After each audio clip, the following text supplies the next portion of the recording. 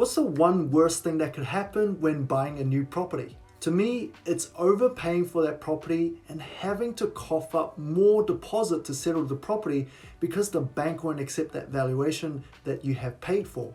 So how could you avoid this? What's going on, everybody? It's Blandon here again from Mortgage HQ. In this video, we're going to consider the 4 valuations that you should consider when you are purchasing a property. And if you stay till the end, I'm going to share with you one of the worst valuation mistakes that I see clients have made in the past.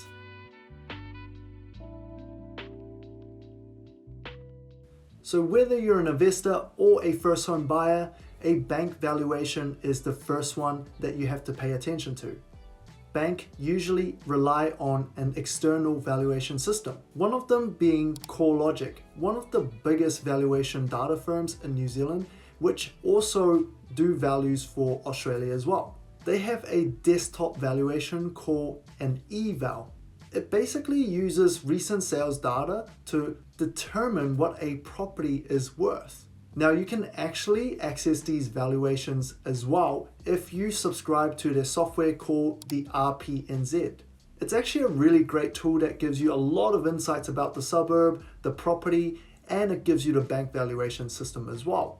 So it's a perfect tool if you are on the hunt and you're trying to save some money. And it's definitely worth looking into if you're currently on the property hunt. The second valuation system that the banks use is Velocity, and they produce what we call an iVal. They're CoreLogic's main competitor. This valuation system was only used by BNZ and QE Bank just a couple years back, but other banks have started to adopt using this valuation system as well. Now, although CoreLogic and Velocity is aiming to achieve the same thing, they often have a very different valuation. For example, I've seen properties with $300,000 discrepancy between iVal and eval, simply because they use different properties for the comparison. There isn't one valuation system that is better than the other. It just depends on the area and the type of properties you're looking at. So if you went with the right bank with the higher valuation, that's going to allow you to actually access the equity a lot quicker so that you can buy another property sooner. Getting our Mortgage HQ advisor on board is perfect for this because these systems are the same systems we use as well, and your mortgage advisor will be able to direct you on which bank is going to be best suited for you. The second valuation is the registered valuation, a much more accurate valuation than the bank valuation because it will consider all of the special features on a particular property, whereas the bank valuation is just going to compare the data on a spreadsheet. Now, by getting a valuer in the house, you can get a lot better estimate if the house was renovated or it has some nice landscaping. Something that the bank valuation is not going to reflect because it's not going to be seen on their system. Now, if you get a registered valuation, it will usually last for 6 to 12 months depending on which bank you're going with.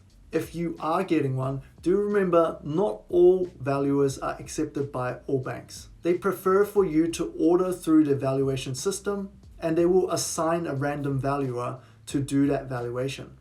Your mortgage advisor can actually help you with this as well. Keep in mind they generally cost around $1,000 for a standard house. Now, in most cases, the banks are not actually going to ask for this, but if you are paying a price that's much higher than what their bank valuation is, they will often ask you to do the registered valuation. Another situation that you might be asked for a registered valuation is if you have a lower than 20% deposit. And the third most common situation where they will ask you for registered valuation is if there are not enough comparable sales for the house that you're buying, such as a home and income. There aren't so many home and income in a particular area, so they will ask you to get a registered valuation. It is a hefty investment upfront for $1,000, but if you think about it, you're trying to buy something in the $1 million range, so it's often well worth it. The third most important valuation is the CMA, which is Comparable Market Analysis. This is gathering comparable data from different sources. Websites like homes.co.nz, oneroof.co.nz does have a great estimate, but are not so reliable because the better thing for you to do is to take some of the data from these platforms from the recent sales. And you want to find the properties that are the most comparable. Some of the details that you want to look at are titles, floor areas, school zones, outdoor living space, and distance to transportation. Those will all affect your valuation as well. And of course, these are just a few things that you should consider, and you really want to compare apples for apples when you're doing that valuation check. Do keep in mind, if you're trying to gather data from these websites, it's not always 100% up to date.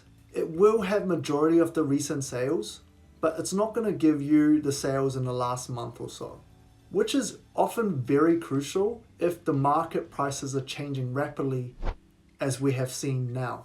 Hence, I do recommend getting a real estate agent on board that is local, that is quite equipped, and have access to a lot of data. They will be able to give you real-time data on recent sales if you treat them nicely. The fourth most important valuation that you would want to consider is the development potential valuation. This is exploring what the property is worth if you were to maximize the usage of that land. And the three key ingredients to working out what a developable property might be worth are as follows. One is an accurate feasible plan that you could potentially build. Simpler terms, what could you build on that site? Second is an accurate estimate of the cost of building it, including all of the civil work, construction, and all of the design and consultant fees. And thirdly, an accurate estimate of what you could sell the end products for.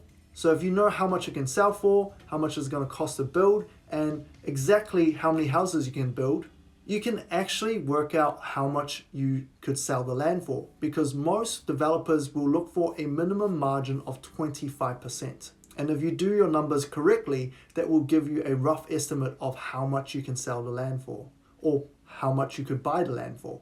Now, it does sound easy, but there are actually other implications that you have to consider as well, such as GST and tax.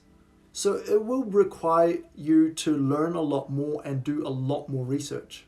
A deeper understanding of construction costs and being a market expert of certain suburbs are essential to achieving this. If you want to just apply the 80-20 principle, relab.co.nz is one of the best tools that I recommend, and it's a great guide for you to look at some of these things. As mentioned before, the worst valuation mistake that you can make is using CV plus a percentage as your guide. CV beyond their release date is probably one of the most useless valuations you can use. Now, often you might see agents advertising how much they have sold above CV. Honestly, that's an irrelevant valuation, because a property with a lot more land is going to sell significantly higher above the CV versus a unit.